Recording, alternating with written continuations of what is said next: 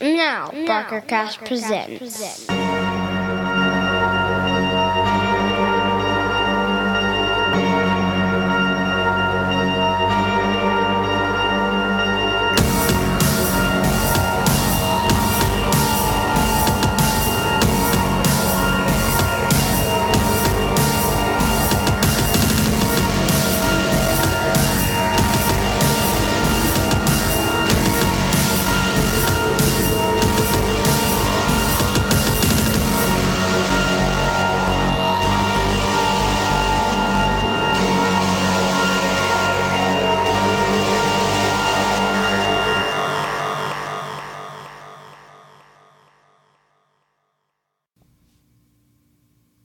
Hello, friends.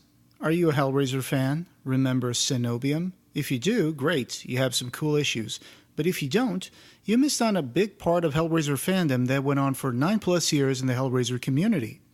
Coenobium came to life as an idea about 2 weeks into Hellraiser's original theatrical run in the US.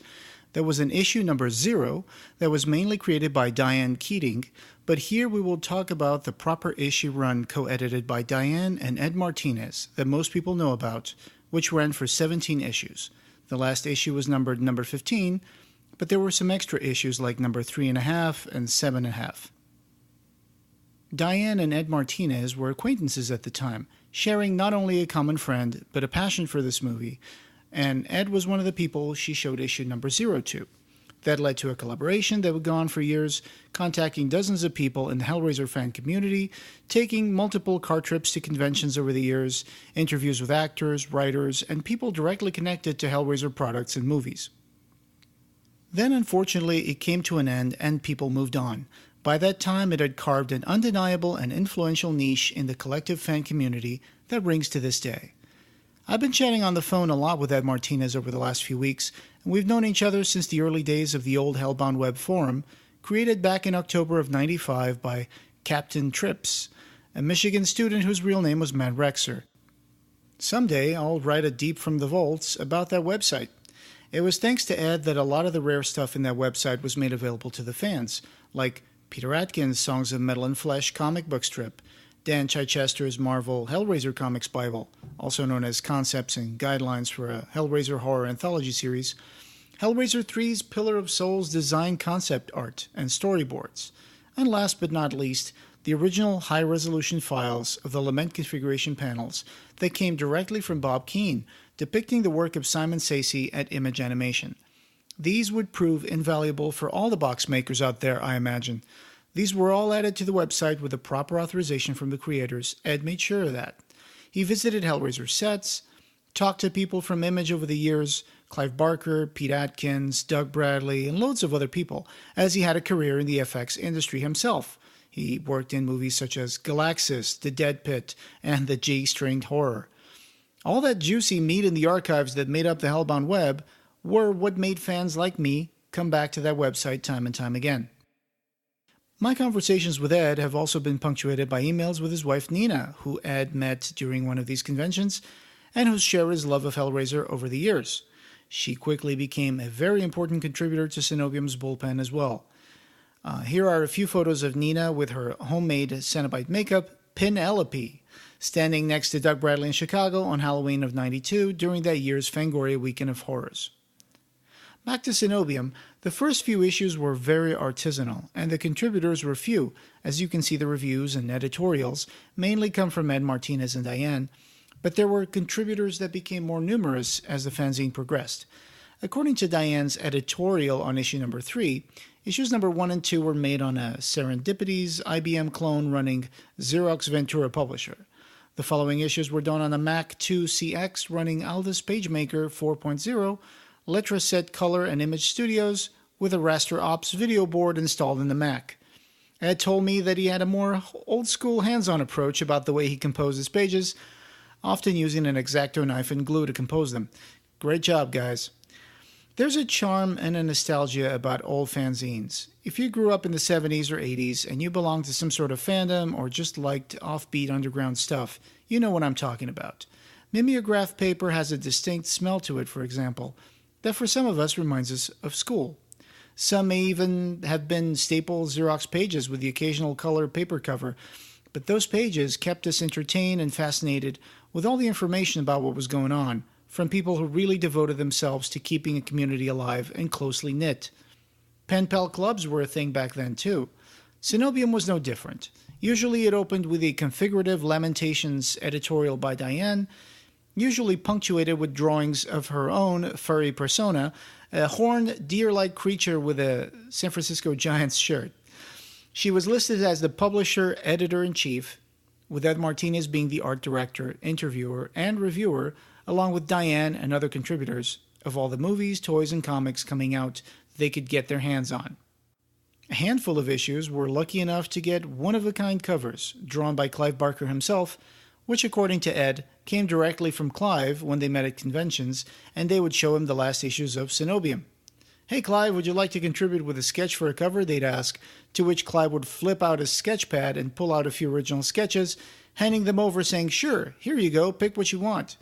To this day, Ed still has these originals, and they appeared in covers and inside illustrations for issues like number 5, number 7, or number 8. There are two sides to the Coenobium content, though, that sometimes you can distinguish between: the Diane content and the rest. Diane was very prolific when it came to adding her own ideas and fanfiction into the melting pot, and it shows throughout these issues. You can read articles where she expounds on the deities of Coenob, or encyclopedic entries that describe Pinhead as a, quote, brother to Osiris, Zeus, Odin, Midra, Mephistopheles, Le Sorcier, and Marduk. His element is the cold, immutable earth. In this light, he is also a god of virility, end quote. Her undeniable enthusiasm, however, shines through in her desire to fill any mythology not covered by the novella or the films. And in her fanfiction stories, that gave more body to these issues, as well as the drawings she contributed for many pages to illustrate these articles. Sometimes scratchy, sometimes cartoony, they are throwbacks to drawings every Hellraiser fan doodled in their redaction books at some time or another when bored. The rest of the content had more structure and was more rooted in interviews, homemade effects you could try out in your garage, gossip about what was coming out for the Hellraiser universe, and reviews of products, comics, and soundtracks. That was the more informative part of Coenobium. Interviews with people like Danny Fay, co-owner of Screamin' Models, Clive Barker, Pete Atkins, Nicholas Vince, who was brought to the U.S. by an infatuated Diane, who admired not only her favorite Cenobite Chatterer, but also the actor behind the mask. Nico's Look-See story was republished in the pages of those early issues of Coenobium 2, issue number 5. The story of a dashing 28-year-old New York comedian from the 30s that, after becoming a smash hit telling all sorts of dirty jokes, so successful that audiences would fight over a ticket for his movies, discovers a new plateau of sensation to overcome his boredom with success, changed and tortured into a mockery of his comedian nickname, the Chatterer. He's since revisited the origin for that character in the written page, offering us a different version in the second volume of the Hellraiser anthology published by Seraphin.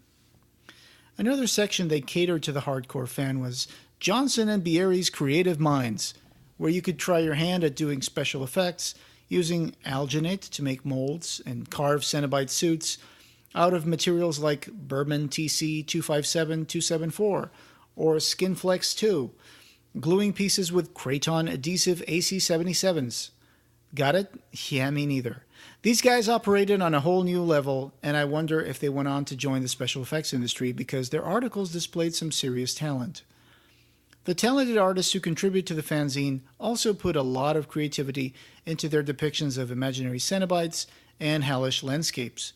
Artists like Steve Goodrich, Nina Arlene, Guy Conrad, whose art often appeared on some of Coenobium's covers, David C. Smith, Randy Bowen of Bowen Designs. He also worked in product development for Dark Horse, and Tom K. Hill, among many others.